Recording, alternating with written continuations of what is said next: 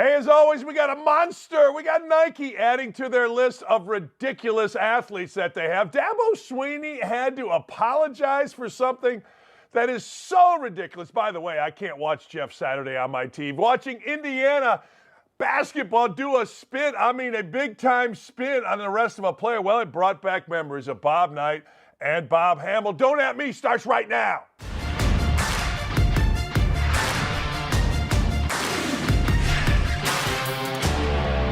Hey, good morning this morning. It is a glorious Tuesday here in the great city of Indianapolis in the great state of Indiana. Let's get right to it. You know, Nike will always be tone deaf. Nike will always walk to their own beat, whether it is having little kids making nothing, basically slave labor, make their shoes while telling all of us in the world that we live in how we're supposed to live. It is one of the most ridiculous things that you'll ever see. But Nike really doesn't care. Nike doesn't care that a young mother was shot last winter on the campus or just off the campus of Alabama University. No, University of Alabama. No, they don't care about that. They don't care that a basketball player named Brandon Miller was involved, however directly or indirectly. We'll find out as there is a civil case filed against Brandon Miller of Alabama for transporting the weapon that was used to kill a young mother senselessly. Does Nike care about that? Oh, hell no.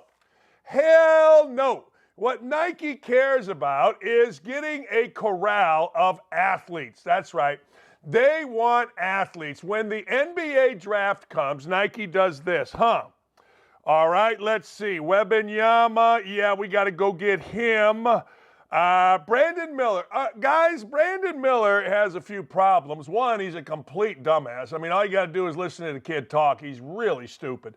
Two, he was it says here, he was kind of involved in a murder. That should end it.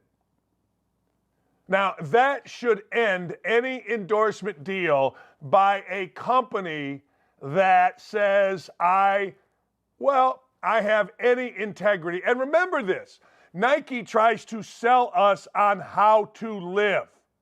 They try to sell us on how we're supposed to go about social justice, how we're supposed to go about our lives. Nike, just do it. Great campaign. Get off your backside and do it. But Nike tells us all, social justice warriors. That's what Nike is. Wait a second.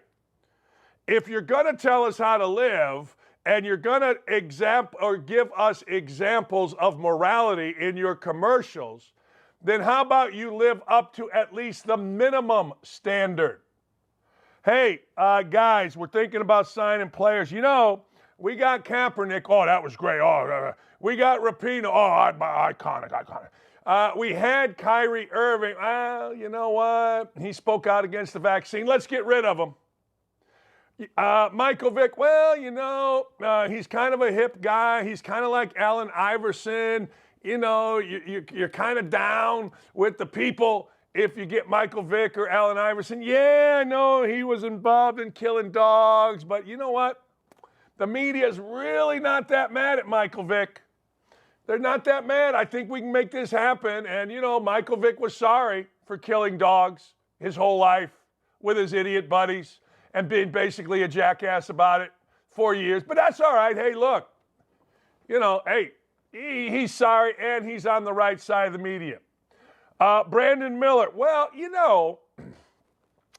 I've read about this. This is Nike executive, and he really didn't know that the gun was taken to the murder. Hold on. This is how somebody with sense goes about the world. Hold on. Wait a second. He was involved in the murder of a young woman. That's what you're telling me? Well, he wasn't really involved. He brought the gun. The guy was his friend. He didn't know it was in the back seat. There's some discrepancy on what he knew. Whoa. The murder of a young mother. See, Nike, here's what you say next.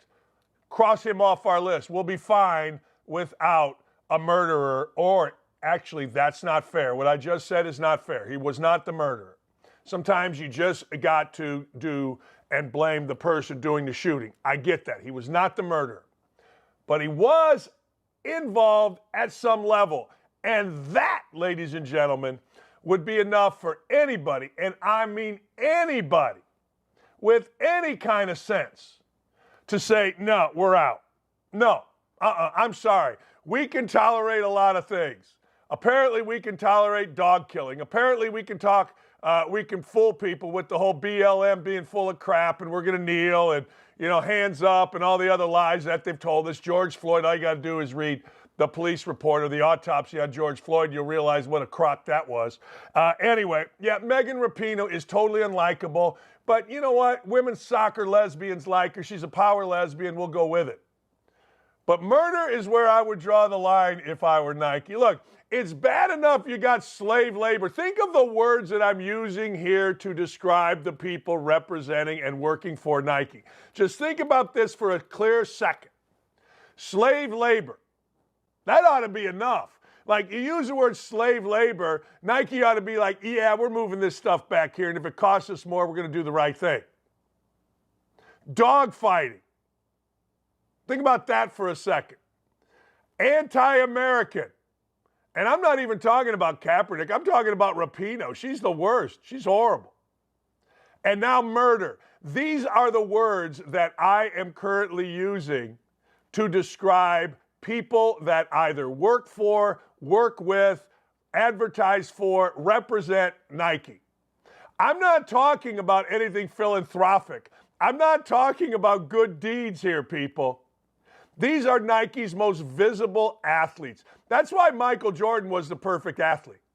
Michael Jordan was the perfect athlete because he didn't involve himself in nonsense. Even Republicans buy shoes, is what Jordan said. And I guarantee you, there aren't 5 people outside of politics more Republican right now than Michael Jordan. I'll bet you money on that. He'll never admit it because he's got to be down with the clowns. But nuh-uh. I guarantee you nobody's more Republican than Michael Jordan. So Michael Jordan never got into situations. Michael Jordan was a badass on the court that we all respected. Michael Jordan was just enough of a bad boy. I mean, Michael Jordan was stooping everything that walked. Michael Jordan was gambling on everything that was played. I don't know what happened to his father, and I don't want to know. It's none of my business. I don't know why he went and played baseball for a year. I'm just going to believe him what he said because I'm his age, and it would be fun to go play minor league baseball for a year at that age. It would. I'm sorry, it would. But the bottom line is simply this. Now, when we talk about Nike, we talk about Brandon Miller involved in a murder. We talk about Colin Kaepernick kneeling for the anthem. We talk about Megan Rapinoe, America's most disliked woman. We talk about Kyrie Irving. Kyrie Irving, actually, if you think about it, he's just trying to be stupid. He's actually a pretty smart guy. He's anti-vax guy. I'm not mad at them for signing Kyrie Irving. I'm mad at them for getting rid of Kyrie Irving. There's no, although he did, I think I'm forgetting the anti-Semitic remarks. I can't remember all what it is with Irving. But if it was only about the vaccine, then what the hell? And Michael Vick, hey, all he did was kill a bunch of dogs in a dogfighting ring with his idiot buddy since the time he was like 3. Well, it wasn't his fault. It was an upbringing. It's never the athlete's fault, particularly when they get into their 20s and 30s. I mean, it's never their fault. If you get good enough, it's not your fault. So now we got Brandon Miller, who is facing a civil suit, which, by the way, remember this, think OJ. OJ, if the glove don't fit, you must acquit, got acquitted in a legal trial, in a criminal trial, but he was convicted and owes a lot of money to the Goldman family in a civil trial. The burden of proof is not that difficult in a civil trial. So we're going to see what's going to happen here with Brandon Miller. Maybe Nike, think about this, is going to pay to get the guy off of his trial. He's going to pay the damages, because there will be damages. There will be a settlement. Brandon Miller doesn't want this to go to court. He doesn't want the world to see what a complete idiot he is. So guess what? They'll settle, and they'll use Nike money to settle. Think about that next time you women in particular are going to buy running shoes. Think about, they will use, I guarantee it. Where else has he got money from? Nike money to settle a lawsuit murdering a woman. If I were a Nike executive, that would end the conversation for me. It would be, yeah, we're not doing this. And I'll fight you tooth and nail. Hey, you want something pleasant? You want something happy? I'll give you something pleasant. I'll give you something happy. I want you to look me right in the eye. I'm all in. I follow Travis Kelce and Taylor Swift. Not going to lie, I do. In fact, driving home from Bloomington on Friday, my daughter, who I'm not sure is a Swiftie, but I'm not sure she's not, she was exhausting me because I had to listen, and it's pretty good actually, to Travis and Jason Kelce's podcast. And I had to listen to it for two reasons. One, if they were going to talk about Taylor Swift, and two, because they were talking about Cedar Point, where I took my kids and, in fact, snuck them all in one day. That's a different story for a different time. But anyway, my daughter is all into this. And at first I was like, yeah, I don't know. I never really hated it. It didn't bother me that they would show her in the box with Kelce's family. Now, what I will say, it bothers me more when they show like Rob Lowe, or they show some nondescript guy in the stands at CBS who's starring in the new sitcom. That's like, yeah, don't waste my time. Although none of it really bothers me. But I got to tell you, whenever I see Taylor Swift, she seems happy. I don't know. She seems happy. She seems kind of, sort of like every girl next door. Now, I know her politics are horrible, and I know that she is fooling all of her Swifties, and she wants this clown administration to stay in there for whatever the reason. I don't know. But I'm taking that aside. Every time I see her, she has big red lipstick, a smile on her face, and looks like every girl. And I kind of dig it. And she's got just enough dorky in her that I'm like, hey, I'm down with it. I'll tell you something else. A few weeks ago, maybe a month ago, I did a piece here on Britney Mahomes being America's most annoying woman. I got a couple texts from some friends. One was Shannon Spake, who you see on the NASCAR stuff and on sidelines of Fox games. She was laughing about my take. I really dislike Britney Mahomes. Well, you know what? I kind of like Britney Mahomes. You know what? She seems joyous with Taylor Swift. I'm going to call Taylor Swift Britney Spears 100 out of 100 times. I am. I'm sorry. I just am. She seems joyful. And think about this. You're up there, you know the world's watching, and you get involved in some chest bump and handshake with Taylor Swift. That takes some self-confidence. I'm not mad at Britney Mahomes. And those of you that are mad about this, well, you're either a hater, intelligent, smarter than me. That's part of it too, because I'm not saying I'm intelligent for liking this. I'm just saying, to quote a friend of mine, you like what you like. That friend he called me one day on my show. We did a segment called Biggins, where we had, okay, if you're big and fat, call in. We're going to ask you a trivia question, but you got to tell us how big and fat you are. So a guy would call in and say, hey, man, I'm 6'5", 410 pounds. I'd be like, all right. And I'd ask a question. Guy calls in. He said, this is for my wife. I said, okay. How big's your wife? Because we don't care. We treat everybody equal. She's 5'4", 215 pounds. I go, whoa. He goes, hey, Double D, you like what you like. That's right. And I've always used that as my mantra, whether it's music or whether it is the Biggins. You like what you like, baby. Well, anyway, so if you like it, great. If you don't like it, great. But if you're a Chiefs fan, here's the deal. Let me give you some numbers here. Travis Kelce without Taylor Swift. Here are the numbers with Taylor Swift in attendance. 99 receiving yards a game. Without Taylor Swift, 46.5 yards per game. I hearken back to 8th grade. In 8th grade, 7th grade actually, but more 8th grade, I started noticing the real differences in boys and girls. And I always thought when I was in 5th, 6th, 7th grade that the 8th graders coming in at St. Peter and Paul, because it would start 6th grade game would play, 7th grade game, 8th grade game, and the 8th graders would come with their cool warm-ups with their name on the back. And the cheerleaders, I was a little perv, the cheerleaders when I was in 6th grade and they were in 8th grade, Debbie Muldoon and others, were hot. And I started noticing certain things. And I was always a guy. So anyway, I started thinking about it. I'm in. So, you know what?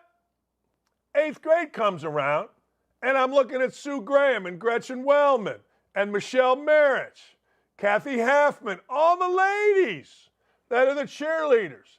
And I wanted to play well. I wanted them to notice me. Hey, being 6 feet, pimply face, and 100 pounds doesn't exactly get you the ladies. But if I could drop 15 on St. Jude, I just knew they would come and love me nice. Anyway, long story short, every guy that's ever played a sport wants to impress the ladies. Whether it's sixth grade, 7th grade, 8th grade at St. Peter and Paul Elementary School in Gary, Indiana, or it's Travis Kelce on the biggest stage in Kansas City, LA, New York, Chicago, you name it. So these numbers, 99 receiving yards with his lady in the room, as opposed to 46.5 receiving yards without his lady in the room, is no different than 8th grade. I will tell you another story. I remember one game when the cheerleaders weren't there, and I looked around. I looked at my boy K. Page, Mike Walsh. I said, why are we even playing? Ain't got no bitches here. Why should we play? I don't care about playing in front of my mom and dad. I don't care about playing in front of some buddies of mine that came to the game. No, I want to play in front of the ladies. I remember one time, true story, junior in high school. We were a big deal in high school, right? Everywhere we went, because we were really good and whatever, every gym was sold out. So we're playing at Highland High School, and we win a game. And every time in our games, at most games, they put a line up. They put rope up around the court so we could get off the court. Yeah, it was weird. Anyway, we beat Highland High School at Highland. Highland was a big school. We were a little school. I'm going off the court, and this smoking hot girl, I mean, for me anyway, she's like, hey, Danny, come here. So I go over, and I think, I'm going to go to the McDonald's after, put my arm around. You know what I'm saying. I walk up to this girl, and she goes, hey, Dakich, you're the biggest motherfucker. She rips me a new one. I went from thinking, I was something to some girl dropping F-bombs on me because, well, she was a fan of the other school and I was a mouthy little jackass. Respect, girl, respect. It's always been about women for dudes playing sports. Always. Always.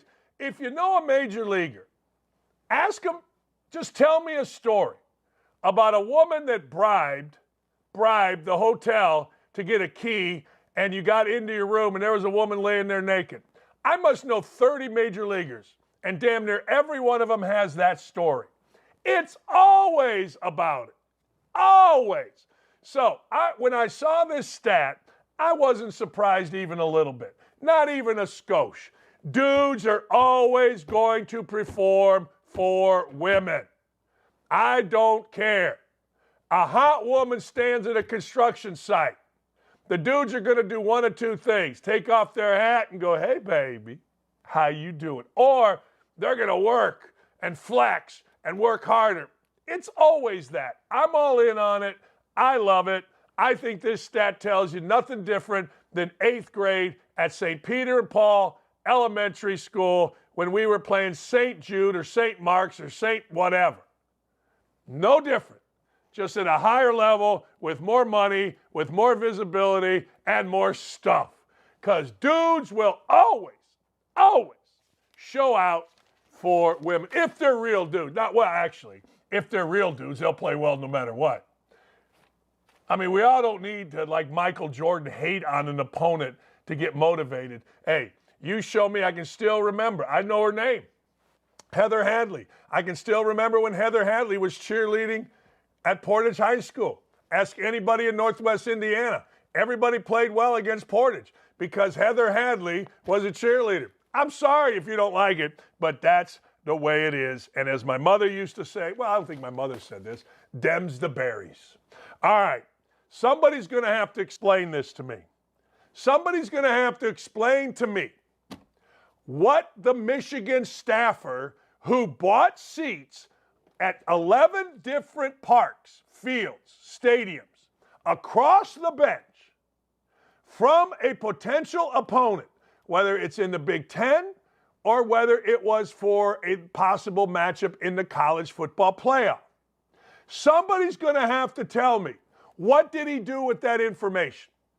So you're telling me, and if you don't know the story, let me give you the story.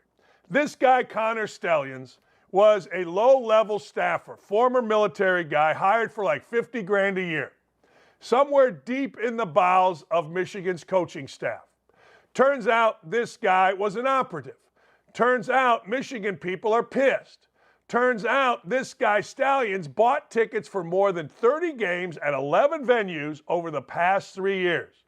Video evidence of sideline taping is expected to be sent to the NCAA this week, caught by stadium surveillance this year. Now, I got to tell you, I just want you to think about this.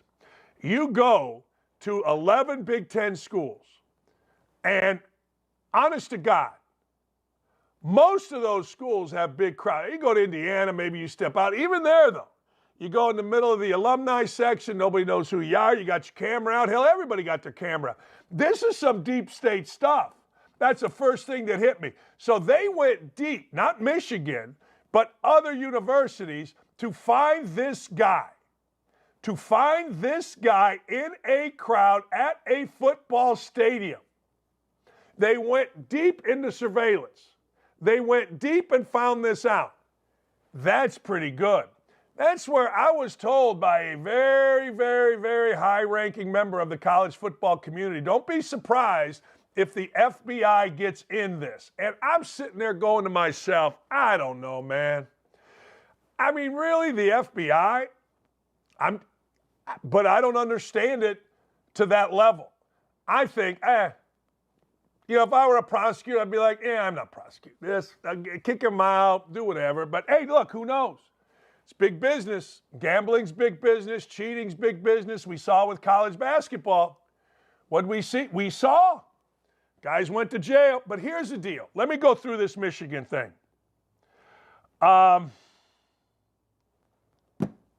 Who did he tell? Who did he tell? Somebody said, where did he get the money? Guys got money. Who knows where people get money? I mean, we always want to say, and you always should follow the money, but the truth of the matter is this. Who did he tell? Why did he do it? That's the question I'm asking. Did he do this on his own? Did he figure, and I'm going to give you his side possibly, okay? He's trying to impress. He's trying to be a guy that the coaching staff takes note of, and okay, let's say that. So let's just say, for the sake of argument, he does this on his own, okay? Let's say that he wants to impress. He's going to go on his own. Here's how he would cover it up. He would do all this stuff, all right? And then maybe have some friends do it too. I don't know. But he would do this stuff, go back, compare it, and this is all an act, compare it to what he can find on TV tapes or the 22 tape, which is the full field. Now, this guy's an operative. He's got military experience. So in his world, then he could present it to coaches like, this is what I did. Not that I went to the game or not that I had a buddy film a sideline of a game, but I've really studied this. I've used my Navy or whatever, Marine Corps techniques, and this is where their signals lie. That's his side of it, thinking, look, everybody's in the clear. An assistant coach or defensive offensive coordinator wouldn't know where I got it from unless I tell them. The problem, though, is this. The problem is the guy, well, even if what I said is true and the coaches didn't know, the problem is the guy is on the staff. The man is on the staff. And when you're on the staff, at least what the NCAA has made head coaches do of late is sign documents saying we are responsible for the entirety of our program. There's your problem. There's your problem. The problem is you got a guy, and this isn't a one-shot deal. I mean, we showed the Pete Thamel tweet, and the Pete Thamel tweet talks about 11 venues, 30 games. So this isn't a one-off. And you're telling me you guys are so adept, which apparently they were at Michigan. Apparently this guy did a pretty good job of getting the signs because coaches are complaining about it left or right privately within the Big Ten, and they have been for a while now. Apparently he was so good that the opposing coaches felt it influenced the game to the point where Michigan State, which they should have done, damn near did not play the game on last Saturday against Michigan. Man, this is sticky. Let me take it farther for you. Michigan already had to suspend their head coach. They already had to suspend Harbaugh 3 games. Now, I'm going to assume that Michigan administration had Ward Manuel, the head coach, had no idea of this when they suspended Harbaugh 3 games. I'm going to also say that Ward Manuel probably, maybe not, but probably to cover his backside, had Harbaugh sign something that said, look, we're clean, I'm clean, nothing like this will ever happen again, or else I forfeit whatever they negotiate to forfeit. You see what I'm doing here? You see where I'm at here? This is where this goes. This is how this goes. I don't care what business you are in. When you have a problem that the owner, if it's a smaller business, or the manager, or the athletic director, whatever it is, if you have something like that, and you basically have to take public discipline, a suspension. Remember when I got suspended at my radio job because I blanked the wrong person off? All right, they bring me in, and they're like, hey, Dan, you mind, they said this, you mind if we do this? I go, yeah, I don't care. I go, but you got to pay me. They go, yeah, we're going to pay you. Here, we're going to have you sign this sheet that says, yeah, you're never going to do anything like this again. I said, okay. I said, what are you going to say about the suspension? They asked me, well, what do you want to say?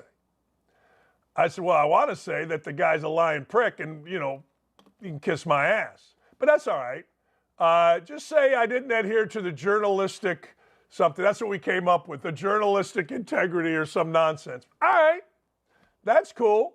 That's fine. But what do I care? So it's in the paper. Oh, boy, bad mistake by me. Bad mistake. I forgot the TV was on and Lula was down here. So Lula sees a dog on TV. That's why you watch this show. You never know what's going to happen. But I was making a pretty good point. So anyway, so Harbaugh probably had to go in. Hey, we're going to suspend you 3 games. It's down from 5. You don't want to let the Big Ten handle this. You don't want to let the NCAA handle this. We're going to handle this. That's exactly what happened. So he probably signed something that said, yeah, we're clean. Nothing like this is ever going to happen again. All right? Probably. Well, now it's happened again. And that's where this is going to get interesting. There isn't anybody on your TV that understands this like I do. There just isn't. There's not. You're going to get crap from people because they've never done this. But the truth of the matter is this. If Harbaugh signed that, if that was what happened, which I promise you something of this sort did, he's got a serious problem. If Ward Manuel wants to make it a serious problem. Or more so, if the president wants to make it a serious problem. Here's the problem for the president. Here's a problem for Ward Manuel. Nobody really thinks this is this big a deal because they're not coaching. And Michigan fans are so firmly behind Harbaugh right now that it's everybody hates Michigan. You hate us because you ain't us. That kind of stupid stuff. And I'm down with it. I mean, that's what you got to do. You got to circle the wagons. You got to circle the wagons and you got to go, hey, here we go. We're winning. Now, flashback 3 or 4 years ago, if Michigan wasn't 2-0 over the last 2 years against Ohio State, you'd see Ward Manuel, the AD, and you'd see all of the administrators pumping their chests. We got to get rid of Michigan men. Let me explain something to you. The Michigan man thing is complete bullshit. My son went there. I loved it. I paid $300,000. That's a lie. What's 4 times 2? What's 4 times 5? $200,000 for him to go there. It's a lot of money. Thank God for ESPN at the time. Anyway, the Michigan man thing's a crock. I mean, look, Jalen Rose, Chris Webber, come on. Michigan men, come on. Harbaugh cheating his ass off, Michigan men, come on. Stop it, stupid. Just stop it. And you can even go further. There's a guy named Louis Bullock, put the school on probation. Michigan man in sports is all crap. Michigan does not care. Michigan has no values. Michigan will probably give Harbaugh an extension because Harbaugh will say, hey, look, I'm going to the NFL if you don't. But who did the guy tell? That is going to get interesting. That is going to get fascinating. That, ladies and gentlemen, is what you watch for. And if he told somebody not named Jim Harbaugh, you watch Harbaugh, CYA. Cover yo ass.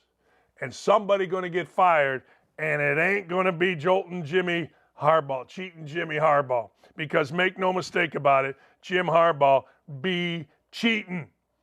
Be cheating. Anyway, all right, let's talk about college football for a minute, shall we? Lend me your ear, college football fans. Lincoln Riley heads west. Lincoln Riley heads out to the great state of California, the land of riches and honey, to USC. Beautiful campus right in the middle of Watts. Glorious place. My brother will tell you that he wanted his daughter to go to USC, and it's his favorite place on earth. For me, I've never been there. I've been to UCLA. I ain't mad at UCLA. I've been to Hermosa Beach. I ain't mad at Hermosa Beach, particularly during the early, mid-'80s. A wet T-shirt contest that they had were spectacular. I'm not lying to you. I got pictures here somewhere. I'll show them to you. It was like, holy cow. I ain't mad at Venice Beach. I ain't mad at playing pickleball in Venice Beach, but I got to tell you, USC's different. USC's the Mecca. USC is it. USC is the place. Okay. All right. So USC is the place, and they got the young upstart coach in Lincoln Riley. He's the man, Lincoln Riley. Lincoln goes out and he takes Caleb Williams. Next thing you know, they are all the rage. Caleb is making a ton of money. Lincoln's making a ton of money. Little hillbilly-looking dude is now a star in L.A., the star of stars. Well, then it does what sometimes things do. It goes a little south. It goes a little south on Lincoln Riley because his team can't win. So what happens? Lincoln Riley gets in panic mode. Let's digress. Lincoln Riley bans a reporter for 2 weeks for inappropriate questions. I'm all in on that. Guy heard something in the back, wasn't supposed to hear, reported it. Boom.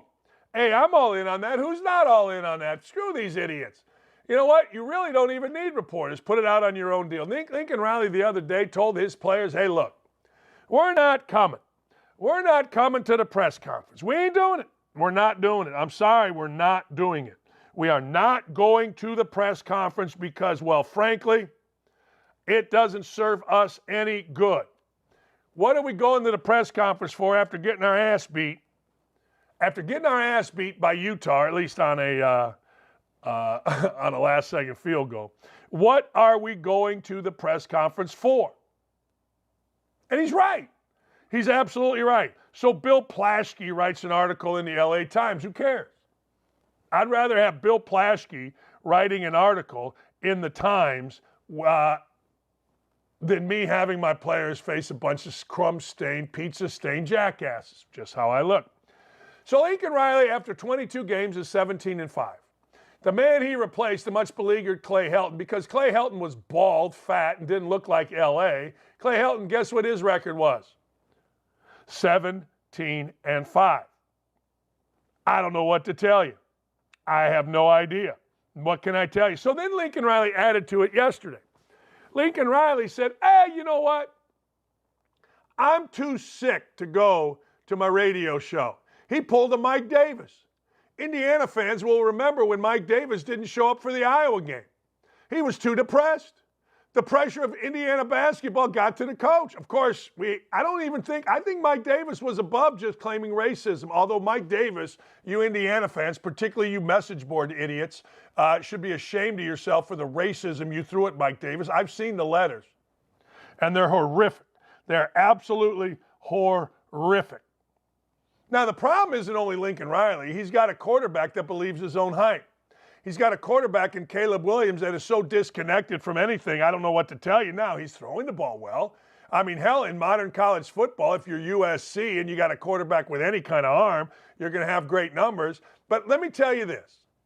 That old I'm not going to do media stuff used to work in the era of Bob Knight and others. They were the dictators. They had Bob Hamill and writers at every school to protect them. But it don't work anymore.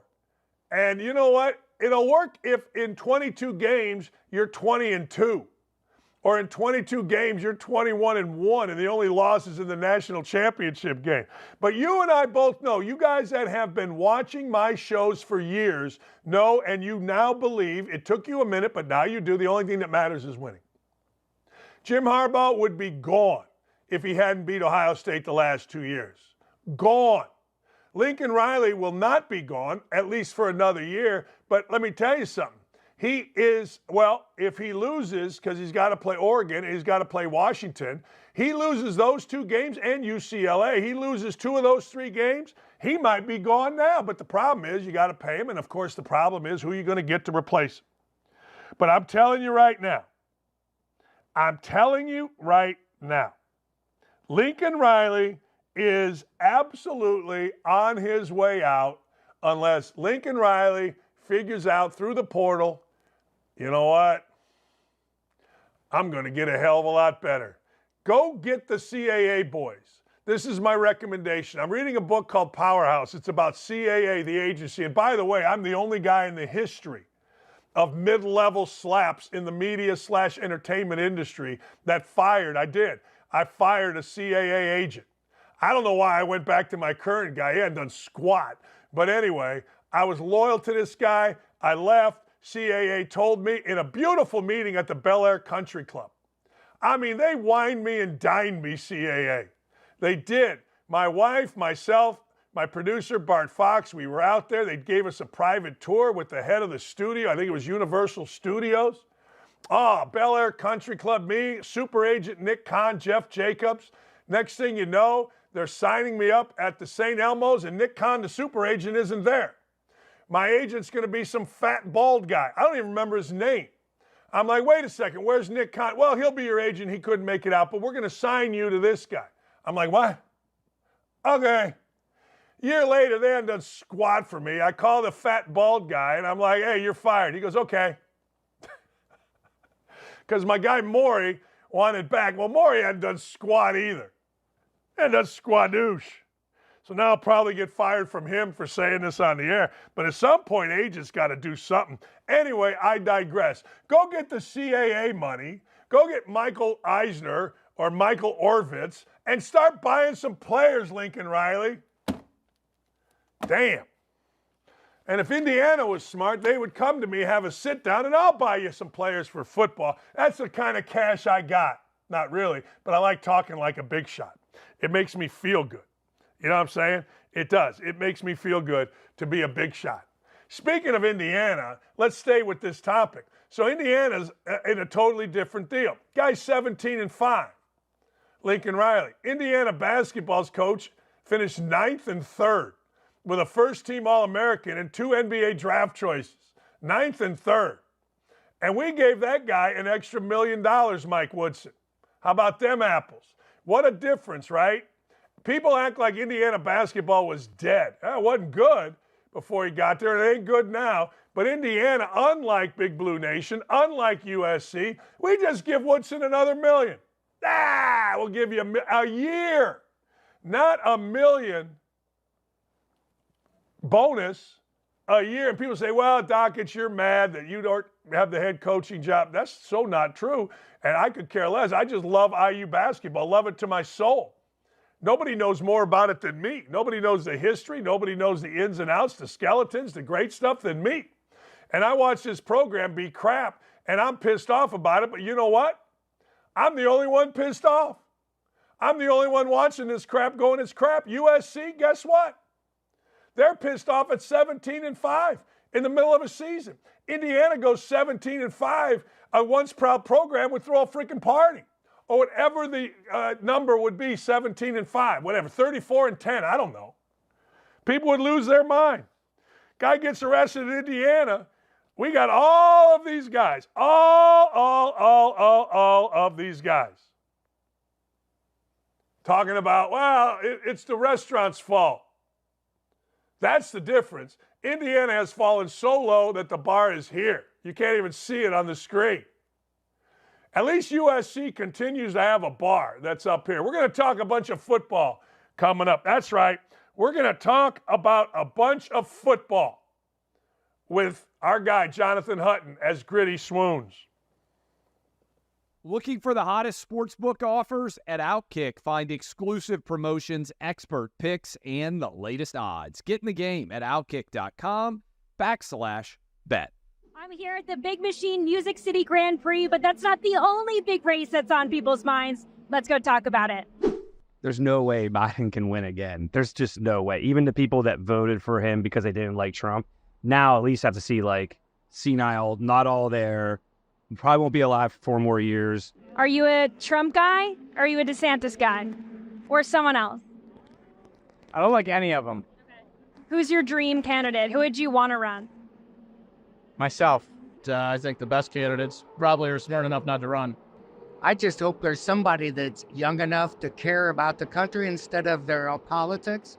My fear is they get Gavin Newsom from California. I think it would be the new cool vote for the younger people, and that's what I don't like. Who do you think on the Republican side would be able to take on Gavin Newsom? Great question.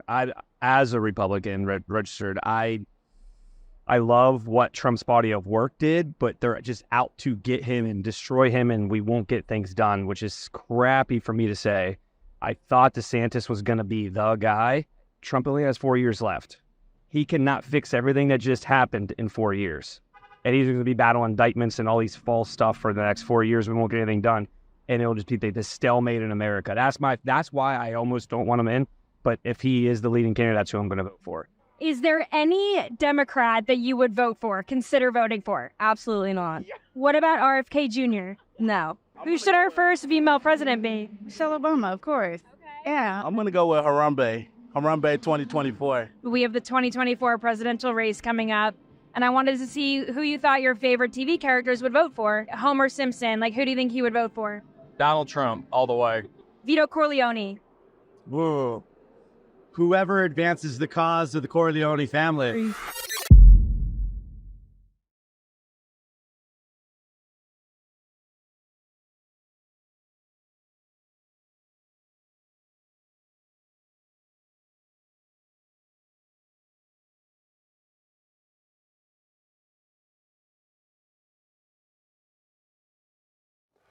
You know, as we get ready for the party of the century this weekend at Clay Travis's palatial estate, we're going to take a moment to talk a little football with the great Jonathan Hutton, as Jennifer, the queen of our YouTube chat, is swooning right now because she likes rugged, virile, handsome, bearded men, as do most.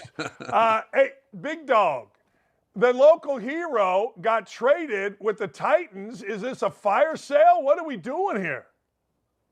The Titans are definitely sellers, Dan. Great to be back on with you. Looking forward to Clay's party as well. Look, the Titans are 2-4.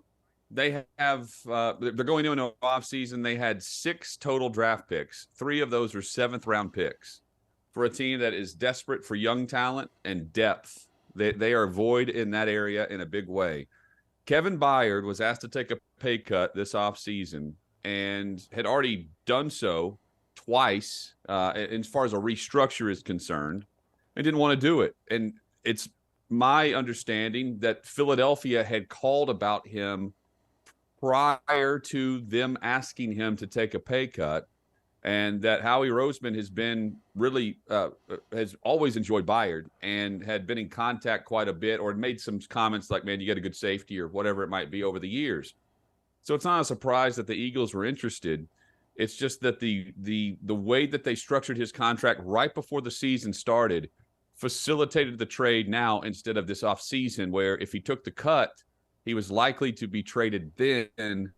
And by waiting, well, the team's 2-4. He's headed to a contender, and I'm happy for him. He is an outstanding, just great overall person, and has done a lot for not just the team, but the surrounding community, and will continue to do so wherever he goes. And had a very heartfelt message to the area. Went to Middle Tennessee State University like I did. It was a 3rd-round pick, but wasn't invited to the NFL Combine. And that was coming off of a career in college where he had 19 picks. And he's not known for being a heavy hitter, but in this day and age, you need to be a center fielder, and that's when he's at his best. He's been known for making big plays and big moments. He has not done that this year. And the Titans, unlike a lot of teams, Dan, that sit at 2 wins, 3 wins, 4 wins, the Titans aren't going places. I mean, this roster now isn't constructed to compete with the upper echelon of the NFL. If they get in, it's because of the division they play in. But there are young up-and-coming teams or teams that have vastly more talent. And I think Jacksonville's much more talented, that are going to win this division over Tennessee. And I mean, likely we see a young quarterback on Sunday if Tannehill can't go with the bum ankle. I don't think they're done. You mentioned fire sale. I think they would absolutely trade Derrick Henry.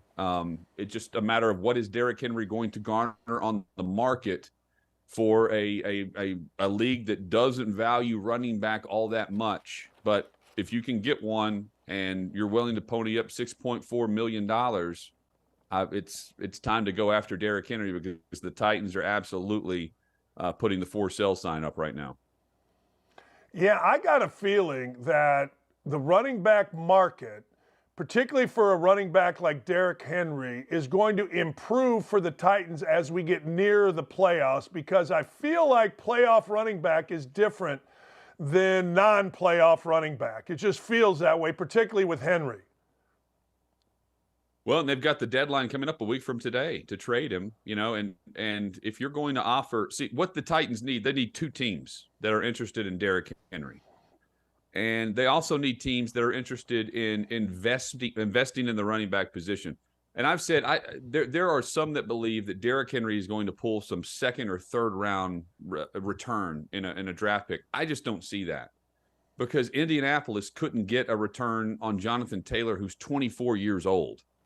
And where Henry is in his career versus where Taylor is, I don't know why you don't have more interest in Jonathan Taylor if you're willing to pay this year $6.5 million on what was remaining of an $11 million salary to Henry to go out and trade for him. However, I will say trades at the deadline now compared to years ago, vastly different. In 2012, there were 2 trades in the final month leading up to the deadline of November 1st. And in this past year, last season, 18 trades in the final 4 weeks leading up to the deadline. There's more movers, there's more shaking of the tree, and there's bigger deals. And the McCaffrey trade was kind of, laughed at because it was a banged up running back in Carolina. Turns out he's MVP caliber, and he's setting records for touchdowns in every game consecutively. I don't mind teams that are wanting to jump in. You just have to be willing to jump in at that position. And there's not many that are willing to do that. And if they are, Dan, they either got their guy or they have a backup right now that is doing things to keep them okay at that spot. Deontay Foreman at Chicago, for instance, or what we've seen in Green Bay, where they've got Dillon, they have another back, and then they're trying to make up for their loss with Jones, who's also back from injury. Kareem Hunt in Cleveland is another example, who's scoring 2 touchdowns this past weekend.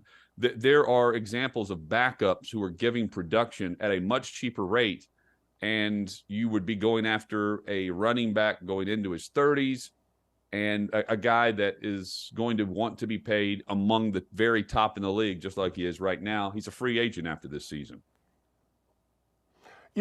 Last night, again, it's one game, but Kirk Cousins looked pretty good to me. Even without Justin Jefferson, he looked pretty. I mean, I don't know. They may be still in it. They may not be. Who knows? The division is, Detroit just got killed. The Bears seem to be better. Packers seem to be worse. But I'm not mad at Kirk Cousins, and I like Purdy. I think Purdy's good, but I don't know. What do you think from last night? Look, I think last night what Cousins did well is he stayed on the field. They scored a total of 15 points, I think, outside of the defensive scores or the setups there. That's all fair. But what they did is he made first down throws in crucial moments against the 49ers defense. And now that's back-to-back weeks where we've seen that happen. I thought in Cleveland, the officials absolutely played a factor in how that game finished. 17-6, and they end up losing that game. Purdy certainly was affected by the elements in the first half in Cleveland. Last night, there are different issues going on for him, and he's still making plays early on. But again, it was Cousins. I'm glad you mentioned him because he stepped up. He was 2-10 for his career on Monday Night Football. Right. And last night he played very well. And you're right. I think Minnesota is going to make the playoffs. Right now, if the playoff picture right now, they are the 8th seed. They're the first team out. And this is the Minnesota Vikings, who had an awful start, trying to avoid the wretched 0-3 when they were playing the Chargers. And then they lose a couple more before now they've gone on a back-to-back streak here, and they can pick up the pace based on the talent across their roster. They are an example, Dan, of a team that I think could be interested in Henry. And that's me saying, like, who fits that mold? Sure. They haven't had a rushing touchdown, and they've got a situation where it seems like you've got a banged up backfield or just an okay group that you really don't know who's going to show up week to week in Madison.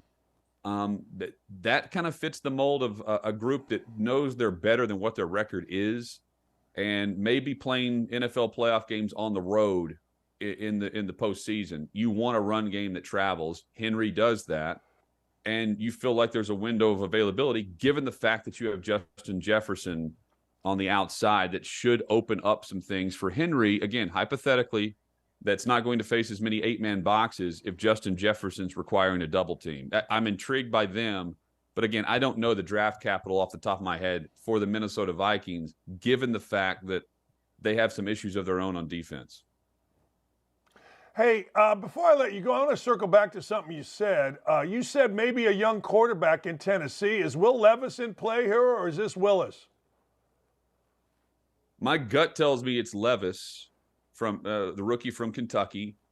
Malik Willis, if they play him, Dan, if they start him, I think we see Will Levis either way, because Malik Willis cannot throw the football. He just doesn't pull the trigger. And the situational awareness, I mean, I think just by watching him play over the last year and a half, he's not the future quarterback of the Tennessee Titans. Will Levis could be, but we don't know that. And sure, they don't have much of an offensive line. He's going to take a beating. They can't run the football. They can't score the touchdowns. Red zone offense is off. Whatever. That's just kind of how it goes for rookie quarterbacks. And if Tannehill can't play because of the ankle, I think given the bye week and the fact that he's been behind the scenes and inactive and working, you got to at least elevate him and give it a go. And if Tannehill starts, I would do what the Cleveland Browns did. Go ahead and say you're swapping who the backup is. Instead of Dorian Thompson-Robinson, they moved P.J. Walker, who was on the practice squad, and just announced that he was going to be active the following Sunday and be the backup. Watson didn't play, and P.J. Walker was the starter. I think at minimum, even if Tannehill gives it a go, I think they have to have Will Levis as the backup.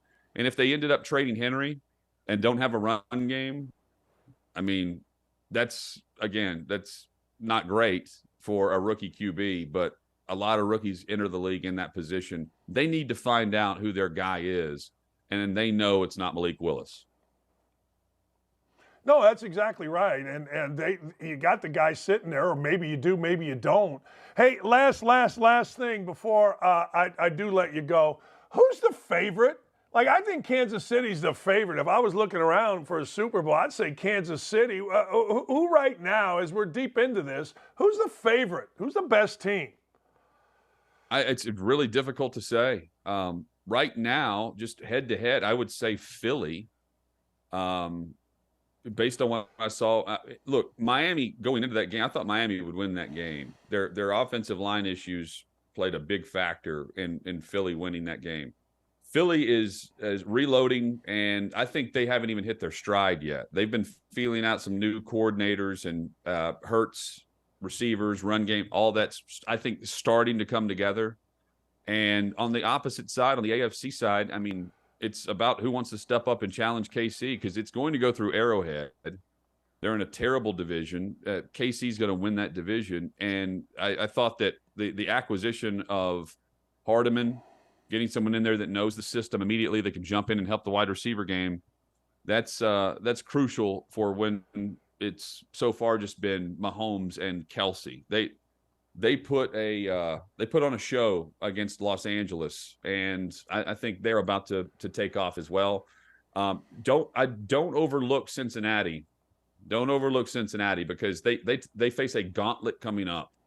But I think Burrow continues to get healthier and healthier, and that could be a team that really, really shines. But the team no one's talking about, Dan, is Baltimore. And what they did to Detroit and Lamar Jackson, back-to-back wins now and playing his best game and telling reporters post-game, it's just the regular season, yeah, whatever. That was reminiscent of what Jalen Hurts was saying last year for Philadelphia. I like what the former MVP had to say, and he's at the point in his career where it's time to win some playoff games. Really is. All right, brother. I will probably talk to you later on this week, and I will definitely see you on Saturday. I can't wait, Dan. I always enjoy when you come on, man, and thanks for having me. My pleasure. That is Jonathan Hutton. And you know what? It is going to be interesting what happens in Tennessee because Tennessee, by all accounts, they get DeAndre Hopkins, and they're supposed to be the favorite. They've got a guy like Derrick Henry, quarterback, who you think is going to bounce back. And next thing you know, they're not doing well. They are getting rid of a very popular player. They have a concern at quarterback. They have a mess at quarterback, actually. And now, well, the Jaguars look pretty good. I don't know what to tell you. The Jaguars look damn good. We got a lot of stuff. Did you know 2 NFL receivers got arrested this past night within the last 24 hours? And make no mistake, I don't give a damn what our little writer talks about Greg Doyle. Nobody won the pandemic. Nobody. Zero. Zip. Nada. We'll be right back.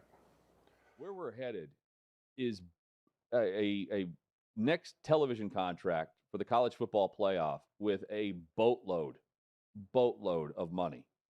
And they're trying to cut that off with a cap right now, where we went over it yesterday. 9% of the average Power 5 athletic budget goes to the players for student aid.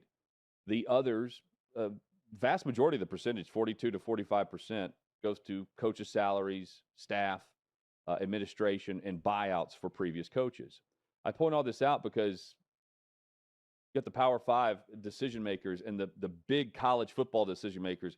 They are seeing dollar signs today. And that's because Netflix is getting into the sports streaming realm. They're finally dipping the toe in the water. And it's not just because they're promoting F1 or promoting certain PGA Tour golfers. It's more than that. They've already admitted that this is their foray into what could be live streaming of sports on Netflix. We've already seen it from Amazon. We've already seen it from Apple. Now Netflix is going to do it with the golf event that will feature PGA Tour members and F1 stars leading up to the Las Vegas Grand Prix. I bring this up because Netflix, Apple, and Amazon, that's where the next bucket load of money is going to come from. ESPN's already ponied up. We've seen the deals with CBS and Fox and NBC for the Big Ten, for the Big 12, and, of course, Notre Dame on their own. ACC is stuck where they are.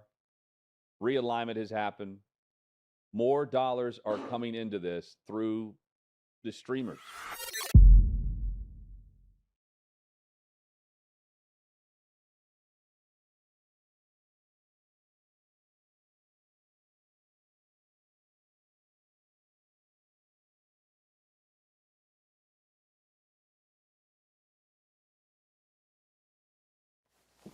Hey, our guy Greg Doyle of the Indy Star has an article out. Go read it. I mean, make him happy, where he talks about the good guys won the pandemic. Now, he throws bouquets at Pat McAfee because he doesn't want Pat to get on his backside. And then he talks about principles. This is a guy that admitted principles. This is a guy that was stalking a coworker. This is a guy that, quite frankly, admitted he got so mad at me in an article that he admitted to an affair. He actually lied about it. In the article about me, Doyle talked about I was helping him with an affair years ago. It's a complete lie. I was helping him with a current affair with a current ESPN married with 2 children football writer. And I was helping him with his stalking or his obsession. I guess stalking is the wrong word. Just full of shit. And to watch this guy start talking about principles is such a complete lie, such a ridiculous, over-the-top, asinine thing. It is absurd to me. And his editors know about it. I mean, I got the call. Never mind. I'm not even going to get into this. But the idea of principles and this guy, he couldn't even admit in an article about me when he tried to cover his ass about an affair, numerous affairs that he had. In fact, I wouldn't let him stay at my house. I originally, when he moved here, offered Greg Doyle to stay at my house. Then I found out what he was doing with numerous married women, including a neighbor in Cincinnati, a married with 2 kids young woman that works currently at ESPN. You see her on TV. And I'm like, yeah, you ain't staying at my house because I have a daughter that's 17 years old we're going through a divorce. No chance I'm letting you around my daughter. No chance. And he can get mad about that. He can write an article. He can share whatever he's got on me. That's cool. But to listen to this jackass talk about principles is so absurd that it just makes my blood boil. This is the kind of lying you get from the far left. This is the kind of bullshit you get. Because McAfee allows a guy to talk, his theory, then he, Doyle, acts as he's on the principle side. Doyle has never seen a day. That's why I call him a coward. Look, in a fight, beat my ass. He's a boxer. As a human, a complete coward.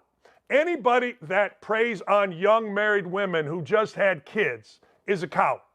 Do whatever you want to me, Doyle, but you are a coward. Anyway, I had to get that off my chest. There's cowards galore in sports, and we got one here. I'll give you another one. I've had enough of Damian Lillard. Damian Lillard says the Blazers went against everything he wanted. Damian Lillard has become a mouth. It was anything to go against what I would have wanted. That part was irritating. Why? Why are we supposed to give in to you? Seriously, why are we supposed to give in to you? We're supposed to give in to you. Oh, okay. Just based off how it was happening. I knew it wouldn't be Miami. Good. The Blazers hadn't talked to Miami, so once it started happening like that, then I started hearing about all the other random teams. I was like, I'm probably not going to Miami, so I wasn't holding on to that too much. So let me see if I understand this. Because you did what? Because you were paid $250 million to throw a ball through a hoop, everybody is supposed to walk around and give you what you want when you try to leave? I want to go to Miami. Oh, okay here, Damian. Let's let you go to Miami. Let's take a lesser deal because Damian wants to go to Miami. Shut up. Just shut up. I mean, honest to God, just shut the living hell up, will you please? Please?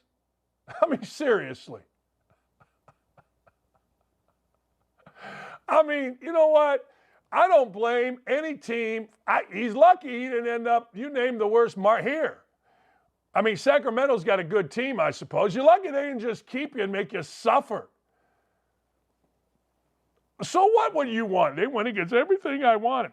Speaking of this, Jalen Ramsey is considered by you all to be great.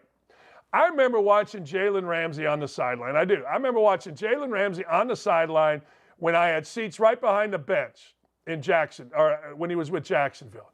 The team would sit here. He was like a rookie or second-year guy, whatever he was, and he would sit over here. And there was a guy named Calais Campbell who's like my favorite guy. I would watch Calais Campbell on the sideline, and it was nuts. He was great. He was unbelievable.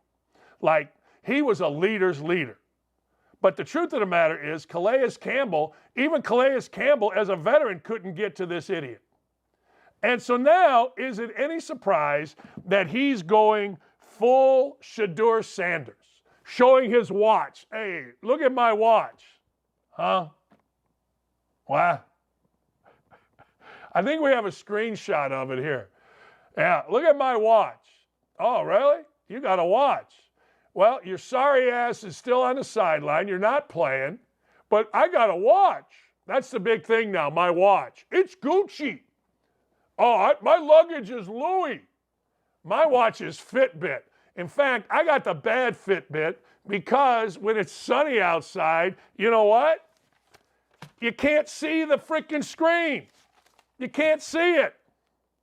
You can't. I'm sorry, you just can't. Nobody can see the screen. I don't know what to tell you.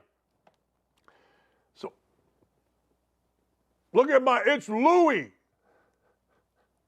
Is there a bigger bunch of douchebags currently now in sports? It's really unbelievable. But anyway, so Jalen Ramsey gets into an argument with fans. Look, good for the fans. They got a story.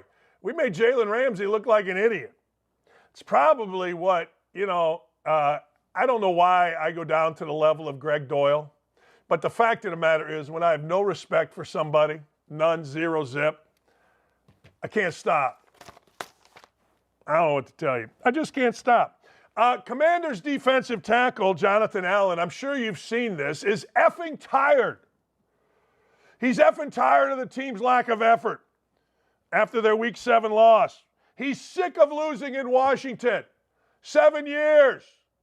I always look at those kind of guys and I go, oh, why are you telling a reporter? Why don't you tell your teammates? Maybe you have told your teammates. I don't know. They whooped our bloom, plain and simple. Got to be better. Effing tired of this BS. It's been 7 effing years of the same S. I'm tired of this S. All right. All right. Lula's snoring. You're tired of it. Why you tell? He's a big built guy and he's a good player, but hey, I got 2 words for you. The greatest man ever. Not the greatest man ever, but the most fun guy ever. Legendary bartender. He looked like the walrus, Craig Stadler. His name was Bob Hebenstreet. God rest his soul. Great dude. Hebe used to say when we made the turn and we were either winning as teammates or I was losing and begging for strokes, hey, play better. Can't argue with that. I wish I could, but I can't. So Jonathan Allen, hey, play better. There you go. Play better. And don't tell us. Tell your teammates. Teammates are maniacs. You should play better. You got a woke coach. What does Clay and all of us at Outkick here tell you? Go woke, go broke. Simple. You hired a woke coach. And guess what happened? You got beat.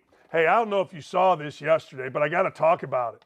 I do. I got to talk about it. By the way, Ricky Williams. Yeah, that Ricky Williams is coming up here at 10:30. Last night, I don't know if you saw this, but this was one of the great moments in sports. And I'm going off script here, so I apologize, fellas. But last night was one of the great moments in sports. I don't know if you remember a couple nights ago, a pitcher named Abreu beamed a hitter, I'm going to make sure, Adolis Garcia.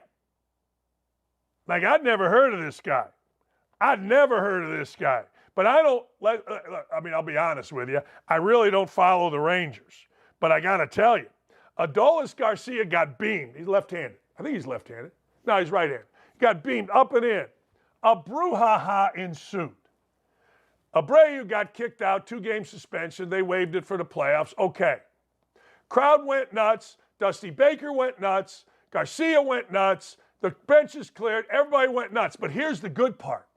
This is the great part. All right, here's the deal. Next game, Garcia, grand salami. Yesterday, Garcia in Houston, Game 7. Guess what? Not 1, 2 home runs.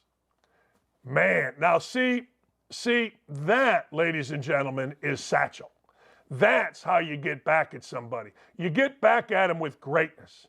You get back at them doing things like that. That's right. You do things like that. Couple home runs. You stick it up, you know what? Game 7. Next thing you know, and again, I just am so whacked out on the Rangers because I've told you this before, back late April, maybe it was early May, I don't know. Lee and I went to Wrigley. We went to spend a weekend up in Wrigley. We go to the game. They're playing the Rangers. The Rangers are terrible. Second baseman gives it one of these. I've never seen a big leaguer give it one of those. Right fielder bobbles 2 balls, left fielder or right fielder and center fielder. It wasn't Garcia. Big collide. It was a mess. Cubs won, I don't know, 11-2. I don't even know what the score was. But we ended up in right field in the bleachers, and I got to tell you, if I was in my 20s or 30s, I would quit every job. I'd go to right fielder in the bleachers. I would do my hair up nice, and I would sit there, and I would just have a blast all summer long and figure out a job later because it, ladies and gentlemen, is spectacular. But anyway, yesterday, the Astros win 11-4. They're going to the World Series. Tonight, we got a Game 7. I'm stunned by this, the Diamondbacks and the Phillies. I'm not going to lie to you. The Diamondbacks are on a roll, but I'm going to take the Phillies tonight. I am. I took Minnesota getting 7, but tonight I'm taking the Phillies. In Schwarby, I believe. I don't know why, because Tommy Pham hit a home run yesterday, and I'm also going to tell you something else.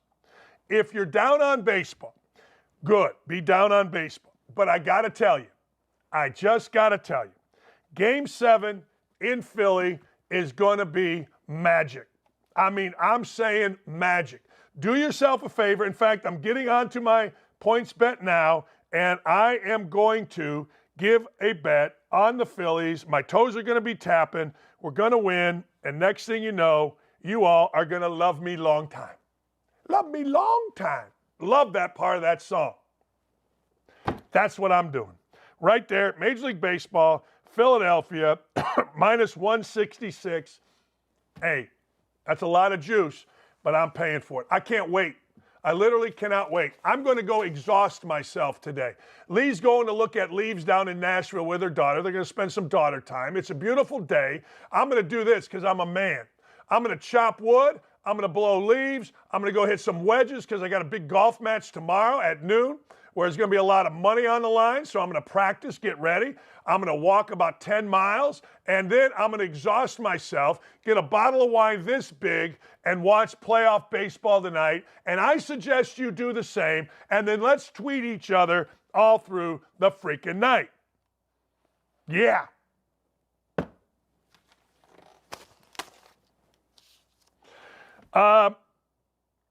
Will Arch Manning start for Texas? We're going to talk to Ricky Williams about this. Now, Quinn Ewers, the oft-injured quarterback, most quarterbacks are, he's been pretty good, but he's going to miss some time. Again, grade 2 AC joint sprain in his throwing shoulder against Houston. Now, I hope that Manning plays because what do I want? I want appointment TV. I don't care, and I want your opinion on this. I'm going to the YouTube chat. I want your opinion on this. I want your opinion on appointment TV.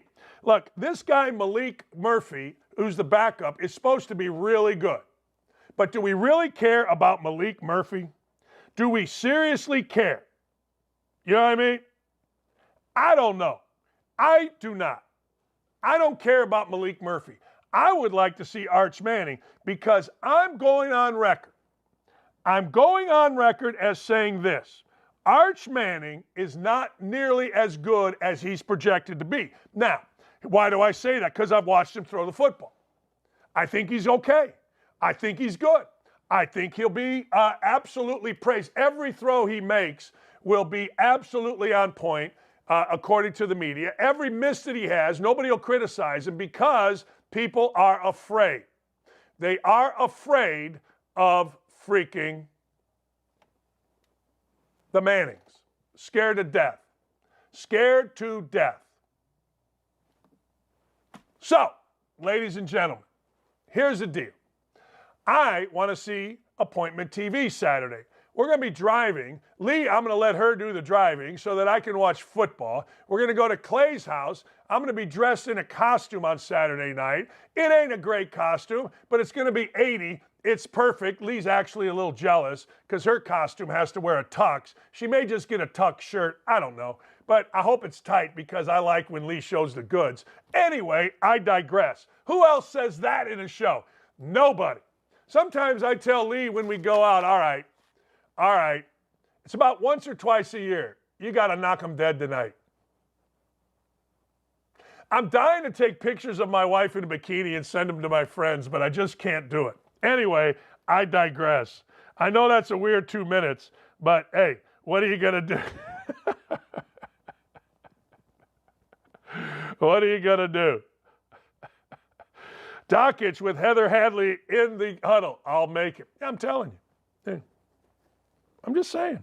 It is what it is. All right. But I want to see Arch Manning play. This is the greatest show in the history of the world. You know, I hate to give Emmanuel Acho any type of pub. Emmanuel Acho is the guy that when he was at ESPN and the riots and all that, started this thing about uncomfortable conversations with a black man. Until dudes are like, all right, man, here's some numbers for you. 54% of murders are committed by 6% of the population, African-American men. What do you got to say to that? I remember, oh, it's racist. That's not racist. It's a fact. What do we do about that? He didn't want to hear the real uncomfortable conversations. He didn't need the real. He wanted to explain to us about white guys being bad. Hey, look, man, I don't know. Hey, why are the news not saying, you know, not showing the race of the guy doing the robbing anymore? It ain't because they're all white guys. But he didn't want to talk about that. So I've always thought he was a fraud because those are conversations I think people need to start having. In fact, I'm going to have one with a very good friend of mine, the great Reggie Jones, Cathedral's very own Reggie Jones, next Tuesday. We go out to lunch, I don't know, every month, every couple months, and we have these conversations. I'm going to say to him, look, why is it so bad that we don't talk about who's actually committing murders, who's actually committing crimes? That's an uncomfortable conversation. He may throw a beer in my face and walk out, but if we're going to have uncomfortable, real conversations, then let's have uncomfortable, real conversations. Let's have the good ones. Let's have the real ones. You can find a lot of facts to fit a narrative. Yeah, I don't know. Maybe so, JPG. Then give them to me. Give me the antithesis of that fact. I'm cool with it. See, I like conversation, but I like real ones. I don't like this Emmanuel Acho. He's going to explain to us at like 28 years old. He ain't explaining shit to me. I've been 28. He ain't been 61. Now, if somebody wants to say he's been a black man, I haven't, then cool. I'll listen. That's what I do. But I don't discard because it gets too uncomfortable. I don't immediately go to race because it's too uncomfortable. So I've never really paid attention. I've never really paid attention to this. Push an agenda. No, I'm not pushing an agenda. We're having a conversation. Again, don't be like Doyle, where you want the other side. You want to claim victory and the other side's wrong. Have a conversation. So that's why I'm not even mad at this guy, Acho. Now, it says here, Emmanuel Acho's freezing cold take on Caleb Williams. With the national championship hopes gone, Caleb Williams should consider sitting out the rest of the season. The Heisman is a long shot. College football players, playoffs, even less likely, won't play in a bowl game. Risk of playing far outweighs the reward. Business decision. I got to tell you, he's right. Now, people can say, what about the team? Well, screw the team. I mean, once we made it, and by we, I mean everybody, the media, everybody, made it okay for players to sit out bowl games, I said on every show that I did, this was not going to stop. You know, what do you guys always say? You don't put the ketchup back in the bottle or some dipshit cliche like that. No, I think he's absolutely right. I do. Now, some people would say, well, you know, an NBA team or an NFL team's going to frown on that. No, they're not. No, here's what's going to happen. Here's what would happen. They would bring him in to talk. Why'd you do it? Here's what I did it. I don't want to get killed. I want to play in the NFL. I'm dying to play in the NFL. I train. You know, he's not going to go sit at home, eat bonbons, and watch The View. He's going to be out working like crazy. I worked like crazy. I figured this wasn't getting me ready for my ultimate dream, which is the NFL. You know, it'd be like me not taking a class that I didn't think was worthwhile. Why would I continue to play? Well, you're going to do that with our team? Hell no, I'm being paid. Well, you're being paid NIL money. Well, you and I both know that's different. This is my career. This is my legacy. This is the final stop. College football isn't the final stop. It's a step on the way to where my talent ultimately is going to take me. That's what I would say if I was Williams, and I got to tell you, I'm with him. Hey, once we opened it up, ladies and gentlemen, once we opened it up, that everything 18 to 23-year-olds did was okay, once we opened that up, then I got to tell you, this is okay with me too. I'm all in. I'm all in on paying players. I'm all in on player empowerment because I don't have to deal with it. I don't have to really broadcast games. I don't want to. I don't have to deal with any of it. I just get to sit back, relax, and watch a game. And if USC without Caleb Williams gets its brains beat out by Washington with Michael Penix, then so be it. What do I care? There's other games. But if I'm Caleb Williams, I would never do it. Me, never. I loved playing in games.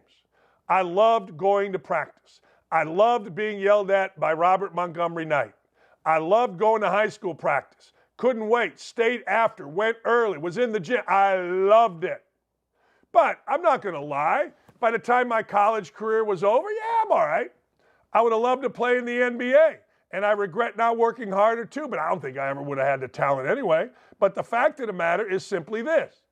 He's going to play in the NBA. Period. He is. Or NFL. He's going to make a boatload of money. And there's nothing he does in college is going to change that either for the better or the worse. Then somebody says, I find that to be outrageous.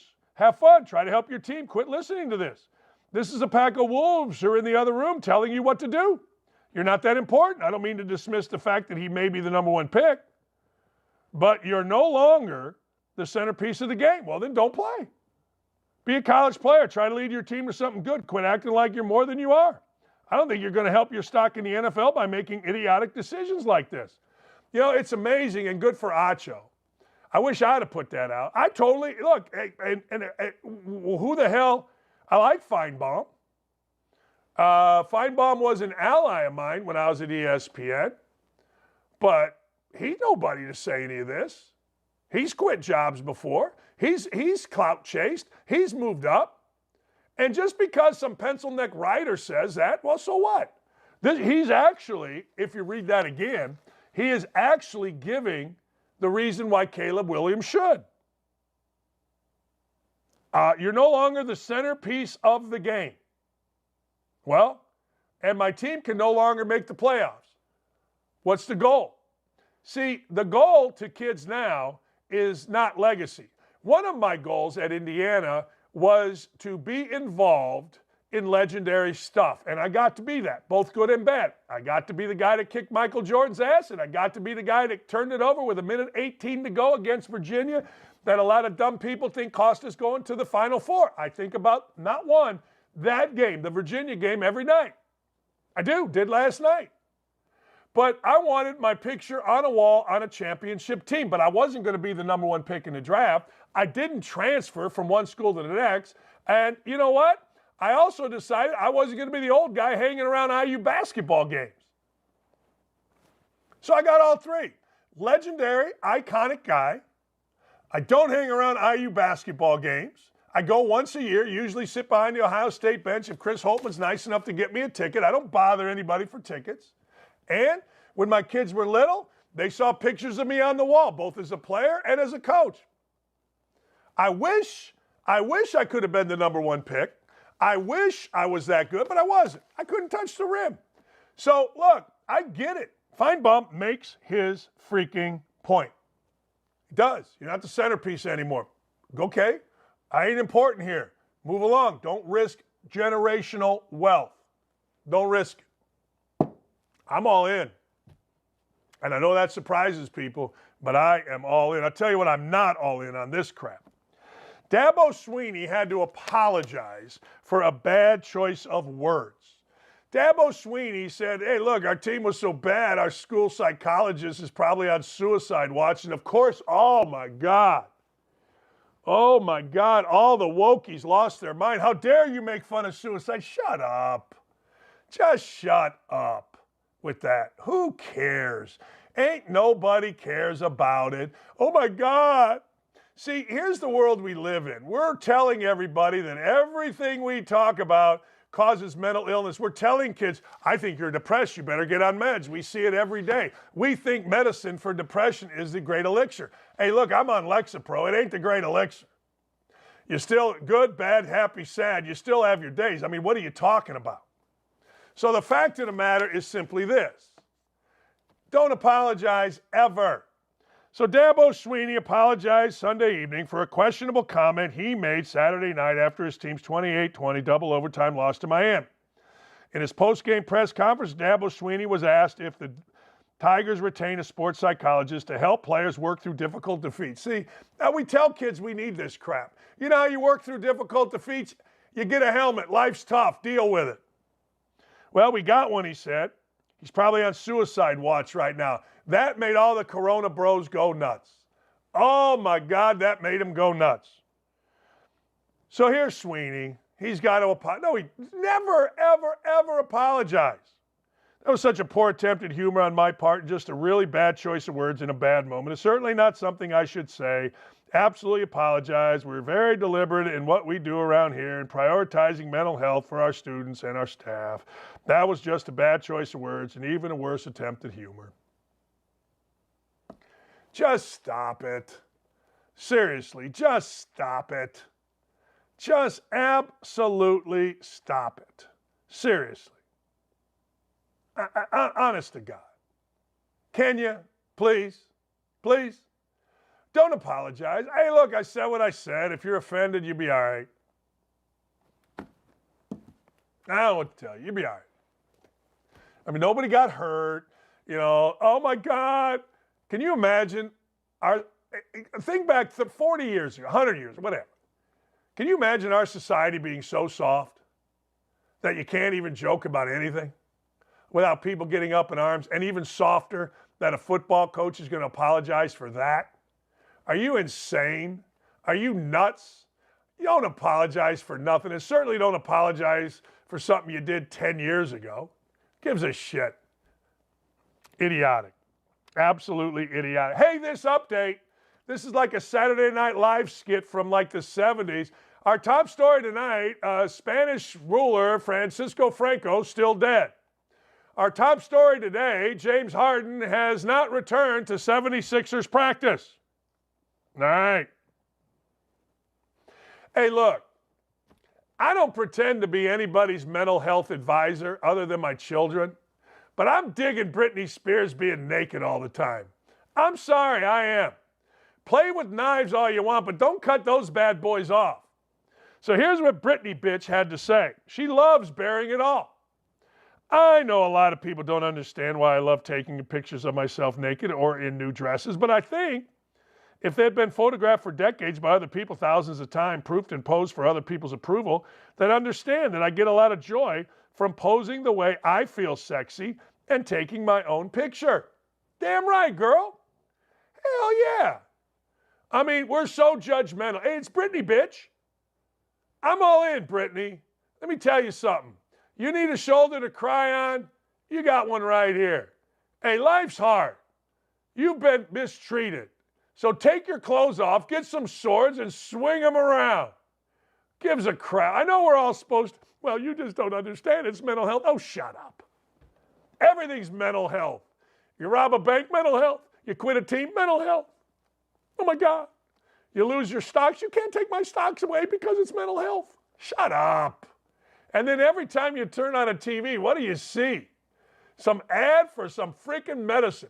And by the time you're done with the damn side effects, you're like, hey, this medicine's going to make me crap myself. It's going to make me not be able to hear, be dizzy, have ED, and oh, by the way, try to stick my head up my ass. I think I'll just go with voices in my head instead. I think we should all just stop worrying about all of it and listen to Ricky Williams, who's my next guest. Just keep smoking weed, baby. You never heard of a high brawl starting. You never heard, have you? That's right. I'm all in. I've never smoked weed. I never want to smoke weed because I'm afraid I'd like it too much. I've never even done gummies. I did one cookie, and all it did was make me sit up going, hey, what's going to happen? Heisman Trophy winner Ricky Williams next. A beast of a biological man, Artemis Langford, scored a major pervert victory after a Wyoming district court judge ruled the women, the real women of the Kappa Kappa Gamma sorority, couldn't prevent Langford from living in their sorority house. This despite their claims of Artemis, a 6'2" giant, having a visible erection around the ladies, despite their claims that Artemis would sneak photos of them at slumber parties, despite the fact that trans Artemis is a heterosexual with sexual interest in women and a Tinder profile seeking to match with women. This isn't just a miscarriage of justice. This is a perversion of women's rights, the feminist movement, and the right of real women to feel safe in spaces meant for them. I am repulsed and disgusted. But Artemis?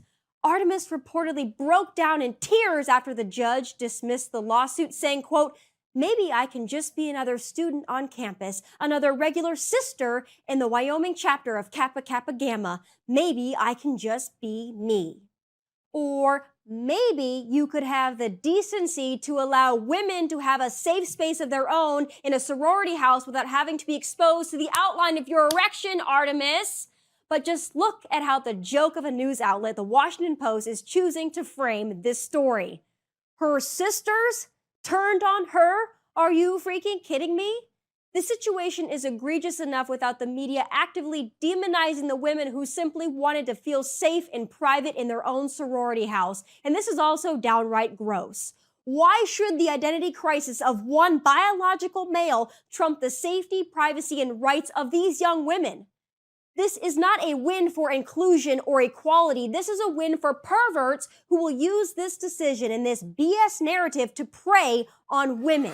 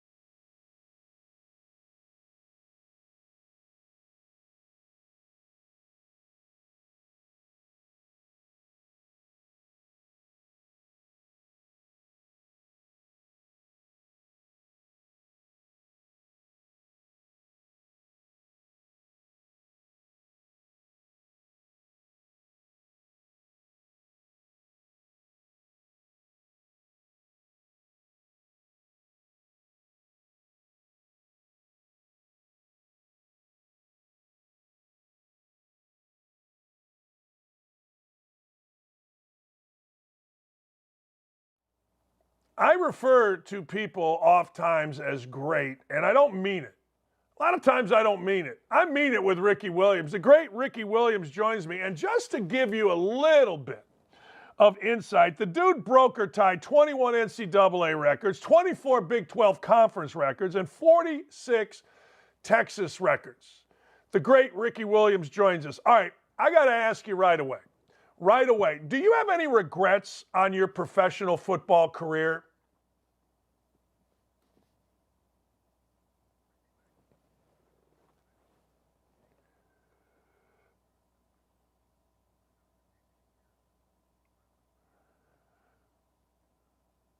Why do you say that? That's interesting. Why would you say that?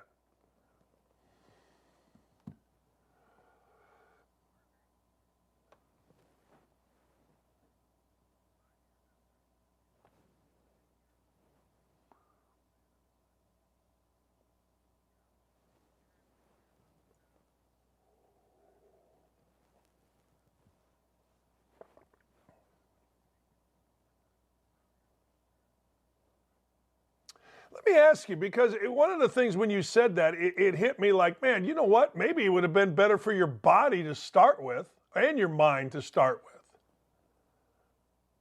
Yeah, it would have been because, I came out of college at 21 and my body was young and my mind was still developing. And I think to only have a one-track football mind for that many years consistently, I think it stunted my growth and my development.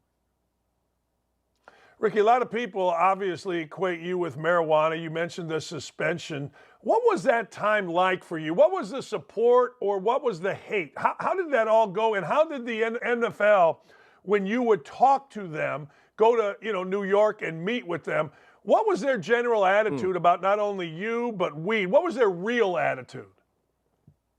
It was funny. In the conversations, we never actually talked about weed or cannabis or whatever you want to call it. We never talked about it. We only talked about breaking the rules and following the rules. And for the NFL, it was strictly that this is a rule. And we have in our book of rules, we have the consequences if you break this rule and you still broke the rule. So now it's our job, NFL's job, to make sure that I pay the consequences. And it wasn't until a few years into being in the NFL's drug program that I met a really amazing psychiatrist up in Boston. And he was the first person that actually asked me what was going on. And we had an amazing conversation. And he was able then to talk to the NFL and facilitate, me coming back, being reinstated in the NFL so that I could finish my career out. What was going on, if you don't mind sharing? What was going on was that I wasn't supposed to be a football player, but because I had so much talent early and I kept being pushed in that direction, that I just went along with it because there was so much success. And then when I got to the NFL, there was so much money. But I've realized since then that I have a much different calling, and I can appreciate that being a football player was a step in that direction. But I wasn't born to be a football player. What do you think you were born to be? I was born to be a messenger, a teacher. So when I retired in 2004, I naturally had an urge to travel around the world and see things. And the more I'd see, the more curious I got and the more I'd learn. And when I came back to the States, I realized that when I started talking about the things that I saw and the things that I learned, people were fascinated and they wanted me to keep telling them more. So I realized I'm a teacher. Ricky, would you ever, in talking about teaching, we got a broken society. We got people that maybe aren't as curious. They seem to stick to their side of it as opposed to having an open mind. How do you view, let me ask you this from this standpoint as a teacher, how do you view colleges and universities these days from a standpoint of teaching, from the standpoint of open-mindedness? Well, we're asking, especially in college, right? We're asking 20-year-olds, 21-year-olds, who don't have enough experience to really be open-minded, to be open-minded. And so I talked about, a gap year after I retired after I left college, a gap year before I went into the NFL. I think the idea of a gap year, between high school and college is a really good idea, because I went to Texas and, like you pointed out, I broke all those records, but I only completed 6 semesters of school. So when I retired from the Dolphins or from the Ravens, I went back to Texas and I finished up the last 70 hours that I needed to get to graduate. And I was a much better student. I actually enjoyed every single class I was in because I had some life experiences that facilitated me being more open-minded and appreciating the information that was available to me. But our education system, we tell kids you have to be indoctrinated before anyone will hire you. I mean, that's changing in the past several years, but still. And so I think you have to have life experiences to trigger authentic open-mindedness. Boy, do I agree with that. Honest to God, I was one of those guys. I played in high school. Indiana University offered me a scholarship. I went.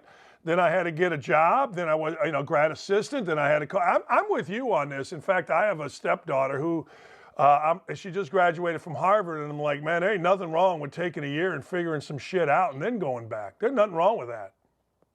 I mean, I have a son, a 22-year-old son who I've been paying for to half-ass his way through college. And finally this year he woke up and he said, maybe I need to take a year off to get my priorities straight. And of course I was like, wonderful idea. So hopefully, because life is long, and I think for some reason, I don't know if it's television, but we expect people to reach their peak when they're young. That's not realistic. You need life experiences. You need to learn the hard way. You need to make mistakes. You need to overcome those mistakes. And I think we reach our full peak in life when we start entering our 50s. And I think if people had that mindset, they wouldn't be in such a hurry. Hey, Ricky, I want to get into a little bit of football. Do you follow the University of Texas? If so, how closely? What do you think? I used to cover the Longhorns for about a decade, and so I followed them extremely closely then. The past couple of years, I haven't followed them as closely, but this year they're having so much success. It's been hard not to keep paying more attention. What do you think of the state of college football? You were a rebel. You were outside the box of just everybody doing the same thing. Now kids are getting paid. And then I got to ask you, I mean, honest to God, 1998 Heisman Trophy winner, best player in football. You'd have been worth a shit ton of money. Let's put it that way. Yeah, and I had some personality too, so I'm sure that would have added to it.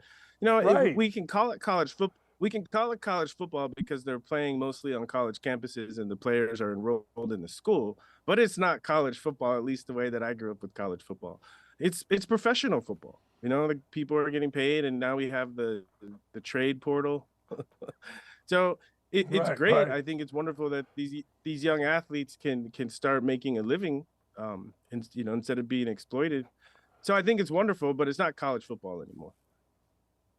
Did you feel like you were a pro when you were playing at the University of Texas? I did because of where I came from, you know, and where I came from, you know, my mom had to struggle to be able to afford my cleats, you know, and then when you go to college and you have all this like free gear, you know, that was the thing that I loved about college. You know, I didn't have to pay for anything that had to do with football. So, and I was also drafted by the Phillies out of high school to play baseball, and so I actually was a professional athlete while I was at Texas, just not a professional football player. No, I get that because you could do that. People don't really understand that, but you could be a pro, and you got paid by the Phillies organization while, you know, for a little bit while you were playing at Texas. Yeah, it was nice. They have a deal in baseball. Well, the deal in college football at the time was if you're playing professional in one sport, you can't be on scholarship. And so, and then on the baseball side, the Major League Baseball, when they draft players out of high school, they pay for their college. And so the Phillies paid for my college. Texas got me cheap. And I did. I made about $200,000 as a 19, 20-year-old to be able to live a pretty decent lifestyle as a student. You might be the best bargain in the history of college football. You get a walk-on, or, you know, I mean, they're not paying, and here you are going to win the Heisman Trophy. That's pretty. Hey, as a former college coach, I'd sign up for that any day of the week.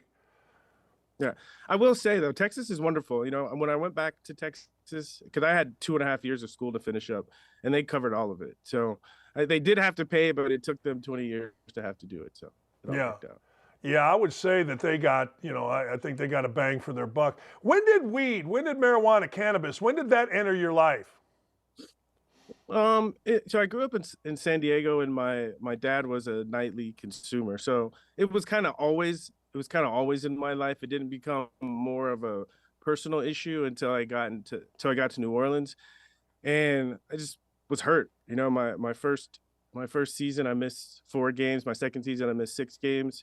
And it was after that second season of just realizing that, you know, I kind of had this moment where I broke my ankle on my 1,000th yard, you know, and I was sitting in the locker room, and if I'm being honest, I started bawling. You know, it was like I had this big dream of being a great football player, and then when the reality hit that there's this thing called injuries, especially if you're a running back, it was tough. But it kind of cracked my mind open to start to realize that maybe there's other things that I can do to contribute.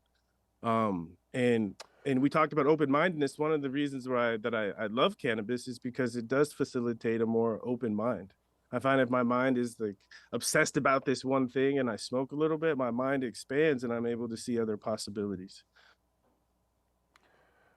You mentioned injury as a factor as well. I'm genuinely curious. I've never smoked weed because I've always felt like I would like it. You know, like too much. Like in my world, I'm kind of addictive like that. Like, you know, I wouldn't move. You know, I'd be like, hey, let's have this. You know, this is great. That's my thing. You know, I didn't like loud. I didn't like clubs. I liked hanging out, having beers and sitting and talking and laughing. But you mentioned injuries. For people that are dealing with pain, what does cannabis do for them? You know, there's a lot of research out that says that, you know, cannabis can alleviate the pain. You know, I'm not so convinced. You know, the way I think, and I'm a spiritual person. So, and what I mean by spiritual, I mean everything happens for a reason. And so typically if you're going down one direction and you have an accident or something stops you, to me, it's the universe trying to get my attention. And I think our education system doesn't teach us to listen to those quiet whispers or those voices. And consuming cannabis does facilitate us hearing those quiet whispers or listening to our intuition. And so I think often when people get hurt or injured, the thing that's most painful is trying to understand why did this happen, and trying to have a better attitude to overcome it. And with me, cannabis got my mind out of feeling sorry for myself and got me thinking about what I can do to make the situation better. You miss football? And so in that sense, I think it's healing. I don't miss football. You know, I played so much football and I put everything I had into it. And I think that's the key to not missing anything is you empty the cup. You know, there's not a I didn't leave a drop out there. So I don't miss it. I cherish all my experiences, everything I learned, the people that I met. You know, I say as a businessman, you know, what keeps me going, what keeps me in the game and keeps me working towards success is everything I learned on the football field. Hey, Heisman, your company, talk about it if you don't mind. Yeah, I mean, it's an extension of what we've already been talking about. I mean, the idea that it's my company and the idea of a brand is that when I go out and I teach or I speak and people hear me speak and they're like, you know, that's an interesting perspective. I'd like to think more that way. You know, that's the effect that I want people to have. And then part of this conversation, what helped me have that mindset was cannabis. And so if people are looking for more of an open mind or a healthier lifestyle, a higher quality of life, then Heisman says, you know, try cannabis, see what it can do for you. Appreciate you coming on. It's been fascinating. Thanks, Ricky. Appreciate it. Oh, thanks for having me. Hope you'll come back. Man, if you don't like, I would love to keep talking to Ricky Williams. He's a great guy. I mean, great talk, great. That was really fun. A lot of you on our chat are like, hey, that was a fantastic interview. He's just a unique guy. Dan, I really like Rick. He might not agree with everything, but he seems like a genuine guy. Oh, that's exactly right. And what a great get. Thank you, Beth, and thank you, everybody. I didn't know we're having Ricky Williams on. I'm like, wow, that's pretty cool. But that was a lot of fun. See, that's why this show dominates the world, or it should dominate the world. Seriously, thank you, Who's Your Daddy? I appreciate you very much. Ruel wanted me to ask about gummies. I should have.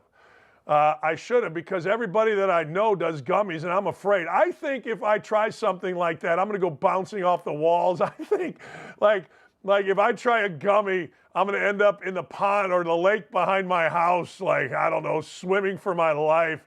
Like, you know, I just have this weird thing about drugs. You know, hey, look, I've talked to you about it before. Like, you know, I ain't mad at it when I had hip surgery. I'll take the hell out of hydrocodone or whatever to not be in pain.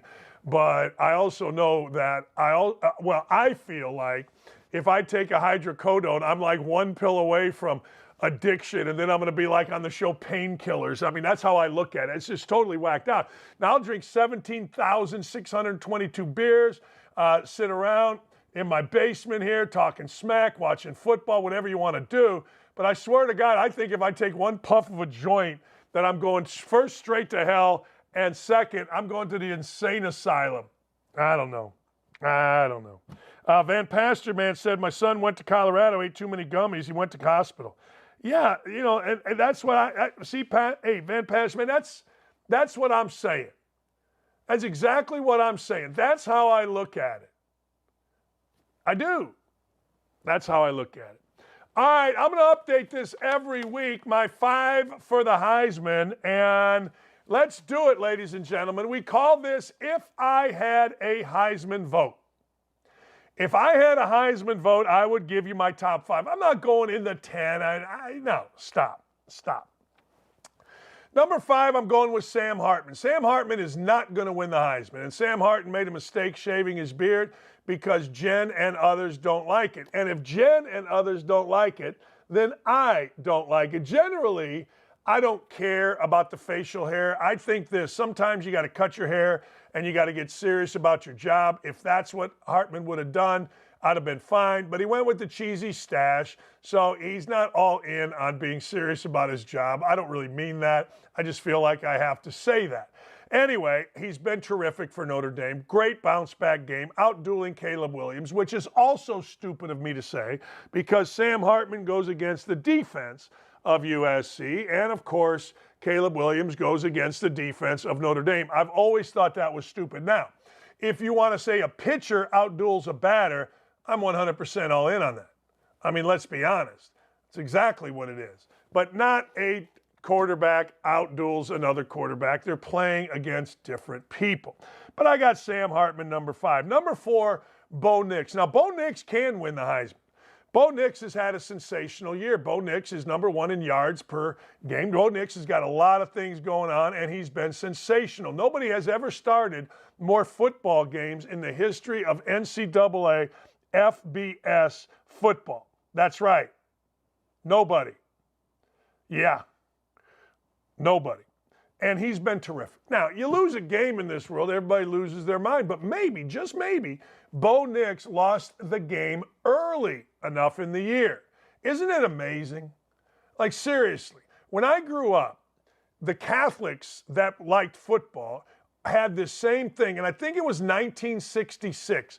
They all had this, like, green felt thing you put on your wall, Notre Dame football, and it went through Notre Dame winning every game, but they tied a game. And it was such a big deal that Notre Dame went undefeated with one tie, and they won a national championship. And every Catholic Notre Dame guy was so proud of this season. This is when I was like 10 years old. It was like 72, you know. It was a big deal. And I'm like, man, that's really hard to do. Now you got to go undefeated or else you suck. And Bo Nix has been sensational. Number 3, Marvin Harrison Jr. See, I don't think Marvin Harrison Jr. has any shot. Unless he goes for one of those, 3 touchdown, 215-yard days against Ohio State, or against Michigan, and then he can do kind of a Devontae Smith Jr. type thing, who won the Heisman from Alabama a few years ago. But it hasn't happened for him. They don't have as dynamic a passing game. Kyle McCord, very good, and he has really stepped up into the role as the quarterback of Ohio State. But even though Marvin Harrison Jr. was terrific and really the only weapon that Ohio State had with their running backs out against Penn State, I just don't see him winning the Heisman. I put him 3rd because I like the kid. But I think Bo Nix actually has a bigger chance. This is fluid, people. This changes every single week, and it changes by how you play. Number 2, and this is getting tight. If you'd have asked me a month ago, I'm not sure that I would have had J.J. McCarthy number 2. I don't think that I would have. I honestly don't. I don't think I would have had him in the top 5. I don't think that I would have. But the more you watch, the better he is. And that dude is going to have to do what I just said about Marvin Harrison Jr. Look, they got their big game out of the way. They've already played Indiana. No, they played Penn State. That big game, the big game for the year is out of the way. Then the postseason begins. And what's the postseason? You know what the postseason is. Postseason is freaking Michigan. That starts the postseason. Period. Period. Don't ask me, people. Don't ask me. All right. Number 1 is still Michael Penix Jr. Michael Penix Jr. completing 71% of his passes, 2,500 yards, 20 touchdowns, 5 interceptions. Look, did he play great last week? No. But you know what? He had the big game on the big stage, and oh, by the way, even against Arizona State, which apparently is playing pretty well, Michael Penix did not help himself. He shrunk his lead, 27-42. Okay. No touchdowns, 2 picks. Last 3 games, Michael Penix is 4 touchdowns, 3 interceptions. That's why a lot of people are feeling that as we move forward here, J.J. McCarthy is going to be the favorite. Let me go ahead of that. You ready for this? 16 touchdowns, 2 interceptions prior. So Michael Penix is slipping just a little bit in this Heisman race. And when it's like a golf tournament. You're winning the golf tournament. You got all these guys behind you that are playing good. They're closing the gap. But the golfer bogeys a hole or 2, and he now closes it as well. This is going to be a very, very tight race. Look, I thought Michael Penix Jr. was terrific in Indiana. I don't blame anybody ever for leaving football at Indiana. There's no reason to continue to play football at Indiana when you've done something they never did, which is beat Penn State, beat Ohio State, or Michigan, and next thing you know, you got a chance to move to a big-time program. Michael Penix did. Some Indiana people are mad. I don't know. I don't know. So we'll give you that again next Tuesday. All right. Woke and dope me, people. Woke me and dope me. God, is this a good show. Thank you all for being here.